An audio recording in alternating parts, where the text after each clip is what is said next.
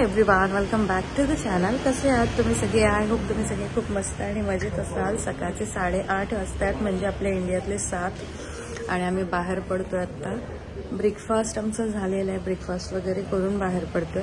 आम्ही याच्या आधी कधी ब्रेकफास्ट इन्क्लूड केला नव्हता, कारण ते ब्रेकफास्टसाठी मग उठावं लागतं लवकर उठा, कारण इथे 9 वाजेपर्यंतच ब्रेकफास्ट असतो. सो उठा आणि जावा, त्यामुळे आम्ही इन्क्लूड केला नव्हता. पण आज आम्हाला जायचंच होतं लवकर आणि मी उठणारच होतं. आमचा ऑलरेडी हा प्लॅन होता, त्यामुळे बुकिंग करताना त्या हिशोबानेच ब्रेकफास्ट इन्क्लूड केला होता. ओके होता ब्रेकफास्ट, असं काही खूप छान आणि खावं असं काही नव्हतं जे आहे त्याचं. तर आणि ना हल्ली ना म्हणजे 2-3 दिवसापासून ना मला भूकच लागत नाही आहे. म्हणजे भूक कमी झाली, थोडंसं एवढं जरी तो बन वगैरे खाल्ला ना किंवा परत काही खायची इच्छा नाही होत, असं व्हायला लागलं. तर होतं असं.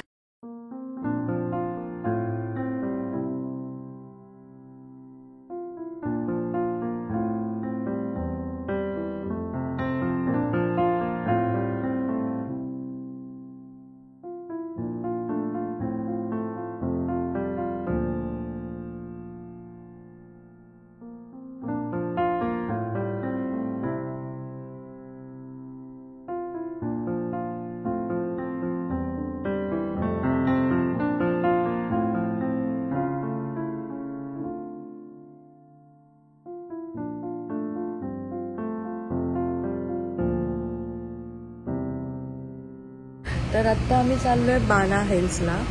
इथून आम्हाला पहिल्यांदा कारनी जायचं आहे तिथेपर्यंत, आणि तिथून त्यानंतर आम्हाला रोपवेनी वरती जायचं आहे. तर कसं आहे मी तुमच्यासोबत शेअर करेनच. तिकडे खूप थंडी आहे, त्यामुळं मग मी जॅकेट वगैरे घेतलेलं आहे. भरपूर साऱ्या ॲक्टिव्हिटीज तिकडे असणार आहेत. जेवढं मी बघितलं त्यावरून मी सांगते, बऱ्याचशा ॲक्टिव्हिटीज तिकडे आहेत. आम्हाला आणखी थोडं लवकर बाहेर पडायचं होतं, म्हणजे इथल्या 7 वाजता बाहेर पडायचं होतं ब्रेकफास्ट वगैरे करून, पण ते काही झालं नाही. मी उठले 6:45ला.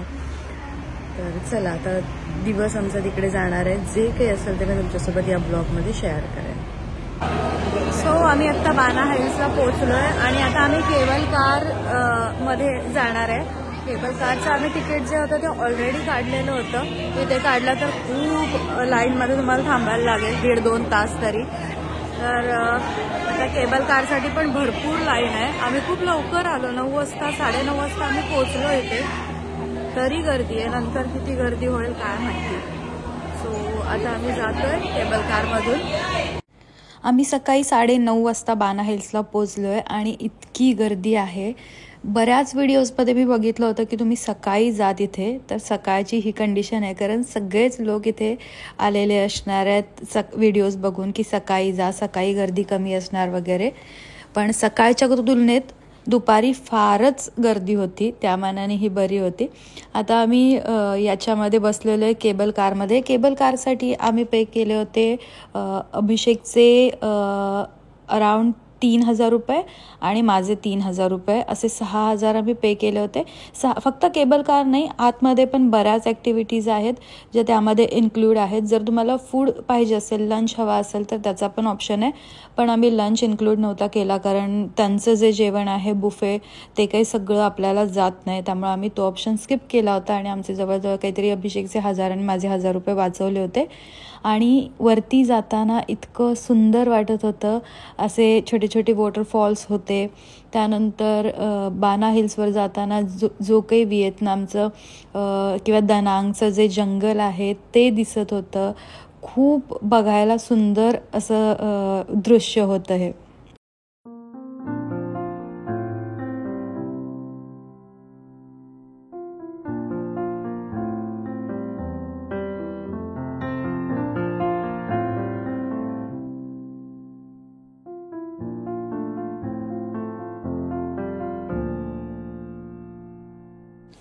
आणि जसजसं आपण वरती जाऊ तसतसं धुकं जे होतं ते वाढत होतं. एका पॉईंटला तर असं झालं होतं ना की केबल कारशिवाय अगदी जवळ आलेल्या केबल कारशिवाय दुसरं काही दिसत नव्हतं. आहे बघा इथे दुसरं काही म्हणजे काहीच दिसत नव्हतं. जाताना आम्ही केबल कार जी होती ती शेअर केली होती. एक 5-6 लोक आमच्यासोबत होते. एका केबल कारमध्ये अराउंड 15 लोक बसतात, म्हणजे उभे वगैरे राहू शकतात. पण आत्ता आम्ही 6 जण होतो तिथे. आणि इथे बघा मी पूर्ण तुम्हाला आता इथलं दाखवते गोल. इतकं सुंदर होतं ना. आणि थंडी तर अशी होती, बाप रे बाप, खूप थंडी होती. त्यानंतर आम्ही वरती पोचलो आणि हे आहे फ्रेंच विलेज.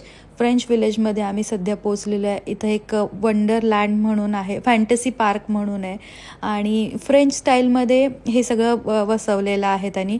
ॲक्च्युली आम्हाला पहिल्यांदा गोल्डन ब्रिजवर जायचं होतं आणि मग इथे जायचं होतं, पण बाय मिस्टेक आम्ही इथे आलो पहिल्यांदा. आता आम्ही आलेलो आहे फ्रेंच विलेजमध्ये. फर्स्ट आम्हाला जायचं होतं गोल्डन ब्रिजला, बट आम्ही बाय मिस्टेक इकडे आलो आहे. तर ठीक आहे, आता आम्ही हे एक्सप्लोअर करून घेऊ आणि नंतर आम्ही गोल्डन ब्रिजला जाऊ. खूप छान झालं की मी फुल कपडे घालून आले, पॅन्ट आणि जॅकेट वगैरे, कारण थंडी आहे. मला तर खूप थंडी वाजते. अभिषेकला नाही इतकी वाजत, पण मला खूप थंडी वाजते. बाना हिल्स जे आहे ते 1487 मीटरच्या उंचीवर आहे समुद्र सपाटीपासून. आणि इतकं सुंदर बनवलं ना, हे सगळं त्यांनी बनवलेलं आहे. म्हणजे असं नाही की आपलं तयार झालं आहे वगैरे. सुंदर बनवलं आहे, मेंटेन छान केलं आहे. मेन म्हणजे कंटिन्युअस तिथे स्वच्छता सुरू असते, कुठेही तुम्हाला घाण दिसणार नाही. आपण जर एखादी बिसलेरी बॉटल इकडे तिकडे टाकली तर लगेच ते आपल्याला उचलायला लावतात किंवा स्वतः उचलून ठेवतात. इतकी स्वच्छता त्या ठिकाणी आहे. भरपूर वरती चढून आलो आम्ही आणि त्यानंतरचा जो व्ह्यू आहे वरती चढून येणं.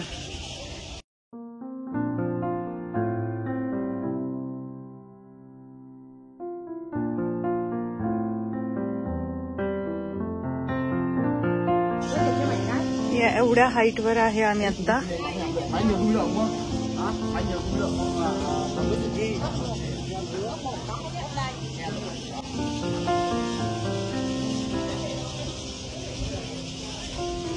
इकडे अगरबत्त्या वगैरे लावलेल्या आहेत, म्हणजे हा देव दिसतोय, त्यांचं मंदिर दिसतंय. म्हणजे हे केबल कार आपल्याला जिथे सोडते तिथून पण हे जे आहे ते जवळजवळ एक 60-70 पायऱ्यावरती चढून जावं लागतं. ते ऑप्शनल आहे, आपल्यावर असतं की आपण जायचं किंवा नाही जायचं. तिथे यांचं हे मंदिर आहे, इथं प्रॉपर पूजा वगैरे होते. आणि एक इथे वेगळी गोष्ट होती ते म्हणजे ना, इथे बाना हिल्सवर जे पण काही शॉप्स आहेत त्या लोकांनी ना स्वतःचे तिथं ते आणून ठेवलं. तर इथं हा बघा माणूस कोल्ड्रिंकचं काहीतरी आणून ठेवलं होतं. एक 10-15 मिनटं तिथं ठेवतात आणि घेऊन जातात. वाईनची बॉटल आली, बियर असेल, सगळं तिथे आणून ठेवतात. जे मंदिर आहे इथे चप्पल वगैरे ते बाहेर काढून जायचं आहे. पण एक चांगली गोष्ट यांची ही आहे ना की आतमध्ये खूप थंड आहे, म्हणजे बर्फावर पाय ठेवल्यासारखं होत आहे.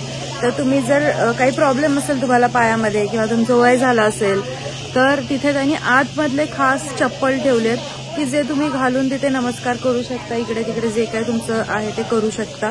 म्हणजे हे मला चांगलं वाटलं की बाबा देवाचं तर आहेच, प्लस ते एखाद्या माणसाला जर काही प्रॉब्लेम असेल तर त्याचा पण विचार करतात. हे आपण जे विकत घेतो झाडं, इंडोर प्लांट्स, ते इथं असे उगवतात लाकडामध्ये. ते पण इतके असं शेवाळ वगैरे आलेल्या ठिकाणी उगवतात.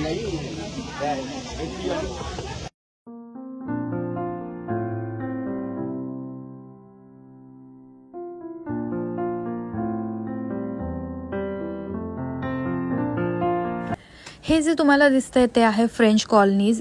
याला फ्रेंच कॉलनीज बोलतात. ह्याची हिस्ट्री काय आहे मला बघायला लागेल, मला पण इतकं माहिती नाही, किंवा तिथं पण असं कोणी नव्हतं की जे फ्लुएंट इंग्लिशमध्ये सांगेल की या फ्रेंच कॉलनीज कधी वसल्यात काय. पण फ्रान्समध्ये, पॅरिसमध्ये ज्या पद्धतीचं असतं त्या पद्धतीचं आहे. तर इथे सनफ्लावर फेस्टिवल काहीतरी होतं 3 ते 5 एप्रिल, तर त्यासाठी यांनी हे सगळं डेकोरेशन केलेलं आहे. आणि एक कंपनी आहे सन सिटी असं असं काहीतरी, तर त्यांच्या थ्रू हे सगळं चालतं. त्यामुळे इकडे सनफ्लावर खूप ठिकाणी सनफ्लावरचं डेकोरेशन त्यांनी केलेलं आहे, कारण त्यांच्या कंपनीचंच नाव सन सिटी असं आहे. ती कंपनी मॅनेज करते थोडक्यात बाना हिल्सला. त्यानंतर आम्ही चर्चमध्ये पण गेलो, तिथं चर्च पण होते फ्रेंच कॉलनीजमध्ये, तर त्या चर्चमध्ये पण थोडा वेळ जाऊन आम्ही बसलो. त्यानंतर प्री वेडिंगसाठी हा परफेक्ट स्पॉट आहे. इथे लोक येऊन प्री वेडिंग शूट करत होते, भरपूर सारे होते, त्यातलं थोडंसं एक मी शूट केलं. आणि त्यानंतर मेन याच्यामध्ये ना हे सनफ्लावरचं सगळं त्यांनी डेकोरेशन केलं आहे आणि सगळे लोक मस्त एकदम फोटोज वगैरे तिकडे घेत होते.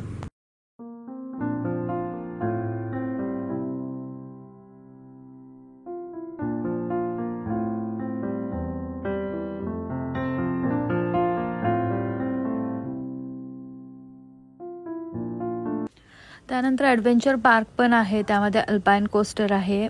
मला खूप दिवसापासून माझी इच्छा होती की मला करायचं होतं. हे काही खूप मोठं असं नाही आहे, छोटंसंच आहे, पण तरी ठीक आहे, मला करायचं होतं. मी कधी रोलर कोस्टरवर बसलेले नव्हते, सो मला हे ट्राय करायचंच होतं. फक्त प्रॉब्लेम हा झाला की तिथे शूट नाही करून चालत होतं.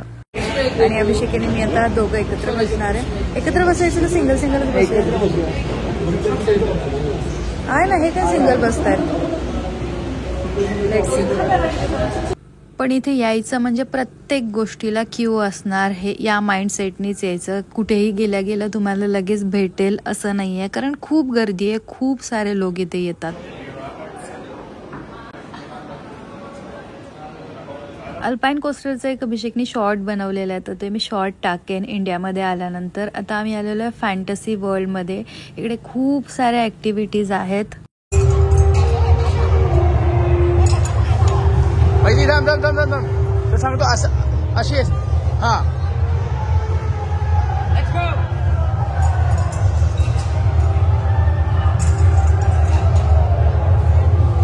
टायगर बघा, दोन तरी घ्यायच्या पोरांच्या आपल्या.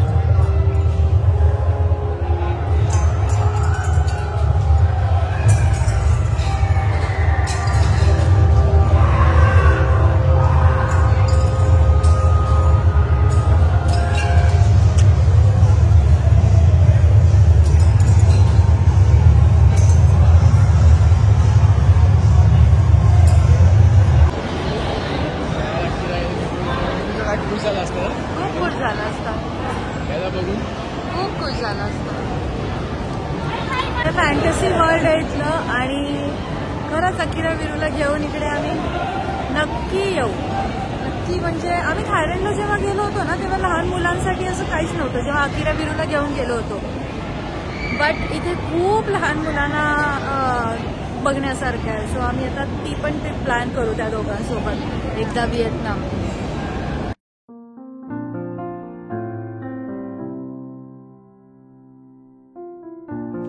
त्यानंतर इथे जुरॅसिक वर्ल्ड आहे. सगळं जुरॅसिक पार्कची जी थीम आहे ती त्यांनी इथं बनवलेली आहे, खूप सुंदर. वीरूचा फेवरेट टीरेक्स पण आम्ही बघितला.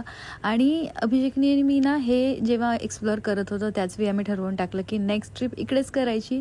2 गोष्टी तरी 100% करायच्या, एक तर फुकॉक आणि दानांग, कारण या 2 ठिकाणी यायचं. बाकी कुठल्याही व्हिएतनामच्या ठिकाणी नाही आलो तरी चालेल, पण मुलांना इथं पुढच्या सुट्टीमध्ये घेऊन कुठल्याही परिस्थितीत यायचं.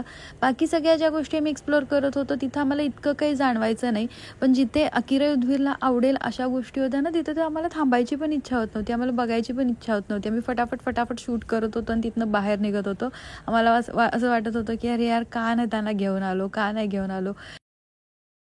आता आम्ही आलो आहे 5D मूव्ही बघायला.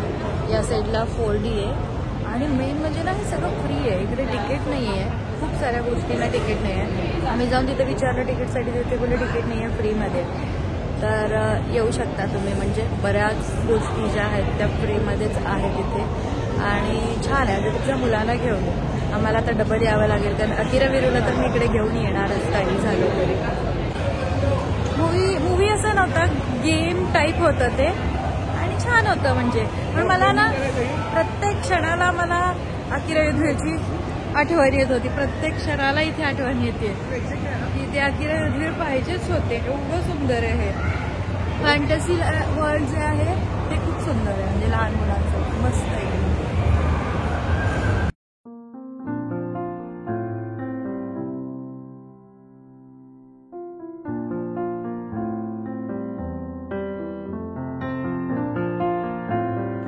फॅन्टसी वर्ल्डमधून बाहेर पडल्यानंतर आम्ही खाऊन घेतलं आणि आज मला शोरमा मिळाला, चिकन शोरमा. थोडंसं आज माझं पोट भरल्यासारखं वाटलं या चिकन शोरम्यानी, कारण थोडंसं त्याला एक रोटीचा टच होता कुठेतरी. अगदी रोटीसारखं नव्हतं पण रोटीचा टच होता. त्यानंतर आम्ही आता बऱ्यापैकी गोष्टी एक्सप्लोअर केल्या इथल्या आणि आम्ही आता निघालो गोल्डन ब्रिजवर. आम्ही परत वरती येऊ कारण आत्ता आम्हाला गोल्डन ब्रिजवर गर्दी खूप कमी असेल असं वाटलं, म्हणून आम्ही गोल्डन ब्रिजवर परत एकदा म्हणजे पहिल्यांदाच निघालो. आणि एकदा आपण तिकीट काढलं ना की खाली जोपर्यंत आपण जात नाही तोपर्यंत आपल्याला किती पण वेळेला आपण या केबल कारमधून खालीवरती करू शकतो. तर आम्ही ठरवलं की आता गोल्डन ब्रिजला जाऊ आणि त्यानंतर परत येऊ आणि राहिलेल्या गोष्टी ज्या आहेत त्या फ्रेंच विलेजच्या परत एक्सप्लोअर करू. सकाळी 9:30 वाजता आम्ही तिथं पोहोचलो होतो, संध्याकाळी 6 वाजता आम्ही तिथून बाहेर पडलोय. इतका टाईम लागला आम्हाला. आणि हा आहे गोल्डन ब्रिज. जितकं तुम्हाला रील्समध्ये आत्तापर्यंत तुम्ही बघितलं असेल, हातवाला जो ब्रिज आहे तो खूप फेमस आहे व्हिएतनामचा. तुम्ही रीलमध्ये बघितलं असेल तर खूप छान मस्त दाखवतात एकदम, पण तसं काही नाही आहे. ही जी गर्दी आहे ना ही तुफान गर्दी असते. एका फोटोसाठी सुद्धा एवढं मेहनत करावी लागते ना. 100 वेळा लोकांना साईडला व्हा, प्लीज, सॉरी, थँक्यू, 100 गोष्टी बोलाव्या लागतात आणि त्यानंतर मग तुम्हाला एक फोटो मिळतो. पण वातावरण खूप सुंदर एकदम, म्हणजे कुठेतरी माथेरानला तुम्ही गेला असाल तर खूप माथेरानपेक्षा पण म्हणजे वेगळंच होतं. मी नाही कम्पेअर करू शकत कुठल्या ठिकाणाशी. आणि इथे सगळ्या कंट्रीजचे फ्लॅग्स लावले होते. त्यामध्ये आपल्या इंडियाचा पण फ्लॅग होता. 2 फ्लॅग्स होते. इंडियाचे का होते माहिती नाही. इथे एक आणि पाठच्या बाजूला एक. तर अभिषेकला त्याच्यासोबत रील शूट करायची होती, ती पण करून घेतली. आणि त्यानंतर आम्ही गोल्डन ब्रिजवरून गेलो पुढे. तिथे पुढेच गोल्डन ब्रिजवरून गेल्यानंतर असं थीम पार्क आहे. अगेन सन सिटी म्हणून जी कंपनी आहे ती हे सगळं मॅनेज करते आणि त्यांचं नुकतंच सनफ्लॉवर फेस्टिवल झालं आहे. तर सगळीकडे हे सनफ्लॉवरचं डेकोरेशन आहे. ही सनफ्लॉवरची डॉल आहे. त्यानंतर पुढे थोडंसं गेल्यानंतर अकिरा युद्धवीरचे शॉन द शिप पण आहेत. बघा, शॉन द शिप तुम्हाला माहिती असेल. शॉन द शिप फक्त ते व्हाईट कलरचे आहेत, हे सगळे सनफ्लॉवरचे आहेत.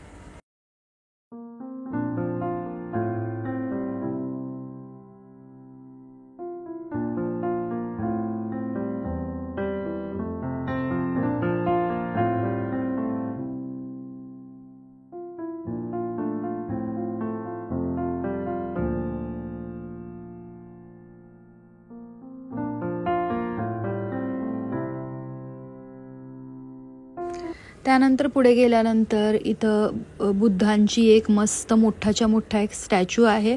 व्हिएतनाममध्ये ऑलमोस्ट 90% 85 to 90% लोक बुद्धिझम फॉलो करतात.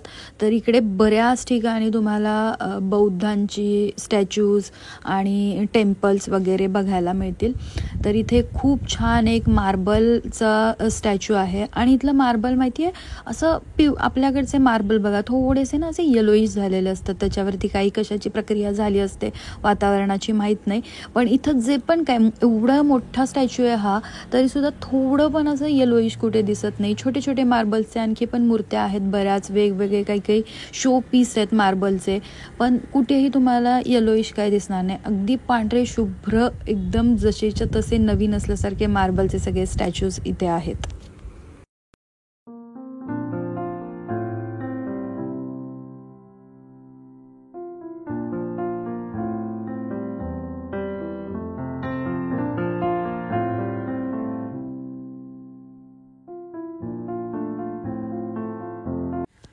परत एकदा आम्ही येताना गोल्डन ब्रिजवर आलो आणि यावेळी मात्र गर्दी अजिबात नव्हती. म्हणजे कमी गर्दी होती, इतकी नव्हती जितकी मगाशी होती. सो माझ्या हिशोबाने सकाळी नाही गोल्डन ब्रिजसाठी गेलं पाहिजे. गोल्डन ब्रिजसाठी 3 नंतर गेलं पाहिजे. 3 नंतर गर्दी कमी होते.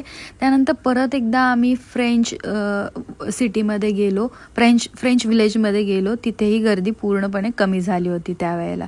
सो जर तुम्ही व्हिएतनामला येत असाल आणि बाना हिल्स प्लॅन करत असाल तर आफ्टर लंच प्लॅन करा, जेणेकरून सगळं तुम्हाला व्यवस्थित बघता येईल, तुम्हाला व्यवस्थित फोटोज मिळतील.